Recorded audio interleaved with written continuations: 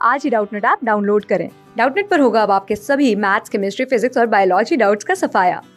बस अपने क्वेश्चन की फोटो खींचो, उसे क्रॉप करो और तुरंत वीडियो सोल्यूशन पाओ। Download now. In this question we have given a total charge Q is broken in two parts Q1 and Q2 and they are placed at a distance r from each other. The maximum force of repulsion between them will occur when। तो बताना था दोनों charge particle के बीच में कब maximum force of repulsion अकर करेगा। तो यहाँ पे पहले देखो, एक कोई चार्ज था, टोटल चार्ज Q था, इसको ब्रोक किया जाता है दो पार्ट में Q1 Q2। तो टोटल चार्ज जो होगा हमारे पास किसके बराबर होगा, Q1 प्लस Q2 के। क्लियर। अब ये जो Q1 Q2 दो चार्ज थे उनको कुछ डिस्टेंस पे रखा गया हो। ये देखो, ये चार्ज पार्टिकल Q1 था, यहाँ पे देखो एक चार्ज पार्टिकल Q2 है। इन दोनों के बीच की डिस्टेंस अभी मान लेते हैं कितना है, r है। अब इनके बीच में दोनों पॉजिटिव चार्ज है तो फोर्स ऑफ कैसा लगेगा, रिपल्सन लगेगा। ये रिपल्सिव फोर्स होगा F। उसकी वैल्यू क्या मैं कैलकुलेट कर सकता था by the Coulomb's law, F equals to कितना हो जाएगा K।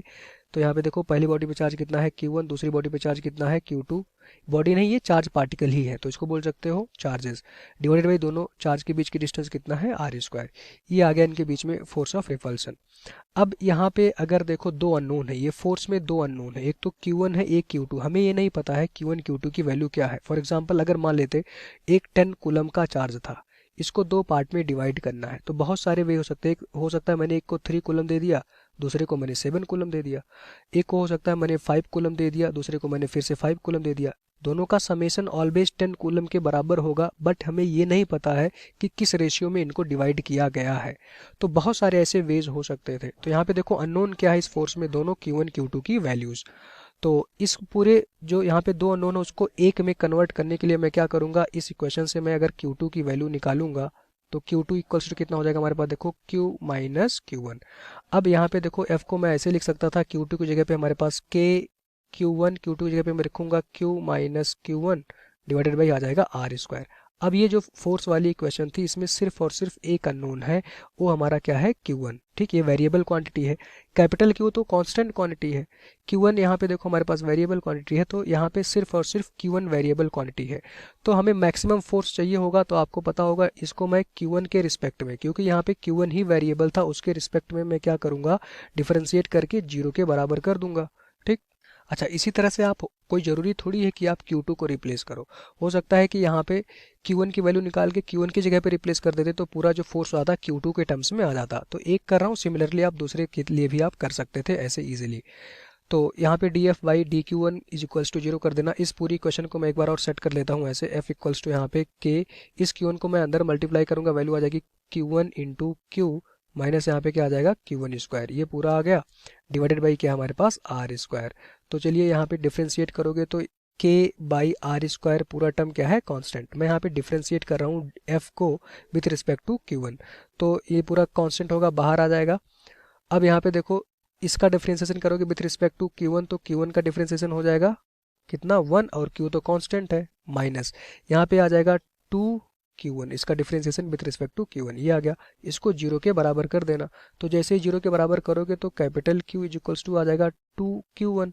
तो यहाँ से देखो Q1 की वैल्यू कितनी आ गई, Q बाई 2। तो मैक्सिमम फोर्स कब आएगा, जब Q1 की वैल्यू Q बाई 2 हो जाएगा। सिमिलरली Q2 की वैल्यू भी किसके बराबर होगी, Q बाई 2 के ही होगा। सिमिलरली ऐसे कर सकते थे। देखो इस बार मैंने Q2 को रिप्लेस किया था। आप क्या कर सकते थे, हो सकता है कि आपने यहाँ पे Q1 की वैल्यू निकाल ली हो। Q1 इक्वल्स टू कितना हो जाएगा, Q माइनस Q2। तो वो जो फोर्स वाली इक्वेशन थी, इस बार Q1 की जगह पे Q माइनस Q2 पुट कर देना। तो फोर्स वाली इक्वेशन में हमारे पास देखो K Q1 की जगह पे मैं रख सकता हूँ कैपिटल Q माइनस आ जाएगा हमारे पास देखो Q2, ये आ गया हमारे पास इंटू Q2 डिवाइडेड बाई क्या है, r स्क्वायर। अब इस इक्वेशन में हमारे पास वेरिएबल क्या है, ओनली Q2 है। तो इस बार Q2 के रिस्पेक्ट में जब इसको डिफ्रेंशिएट करोगे तो यहाँ से देखो Q इज इक्वल्स टू क्या आ जाएगा हमारे पास, देखो 2Q2, और Q2 की वैल्यू फिर से Q बाई 2 के बराबर आ जाएगा आफ्टर डिफ्रेंशिएटिंग। तो ये आ जाएगा हमारे पास, डिफ्रेंशिएट करके 0 के बराबर करोगे तो ये इक्वेशन डायरेक्टली मिल जाएगी। इसको मैंने इसलिए नहीं किया क्योंकि यहाँ पे मैंने अच्छे से किया था इसको। तो Q1 Q2 की वैल्यू दोनों इक्वल होगी और कितना होगा, Q बाई 2 Q बाई 2। तो इस केस में अगर मैं और डायग्राम बनाता, Q1 की वैल्यू कितनी हो चुकी है, देखो Q/2, ये जो चार्ज पार्टिकल था इस पे चार्ज कितना है Q/2। यहाँ पे देखो जो चार्ज पार्टिकल था उस पे चार्ज कितना है Q/2। दोनों चार्ज के बीच की सेपरेशन कितनी है R।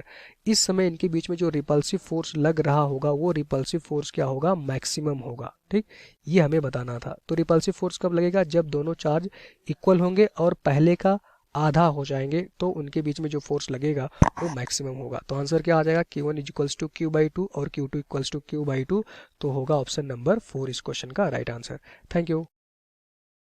क्लास 6 से 12 से लेके नीट, IIT, जेई मेंस और एडवांस के लेवल तक 10 मिलियन से ज़्यादा स्टूडेंट्स का भरोसा। आज ही डाउनलोड करें डाउटनेट ऐप या व्हाट्सएप कीजिए अपने डाउट्स 8400 400 400 पर।